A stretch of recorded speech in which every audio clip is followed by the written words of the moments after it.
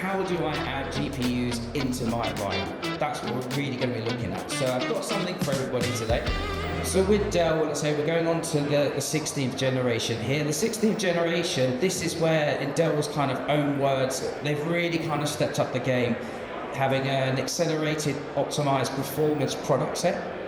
So, and it's very focused on the AI, generative AI, and high performance computing. So this is what they regard as turning ideas into action fast.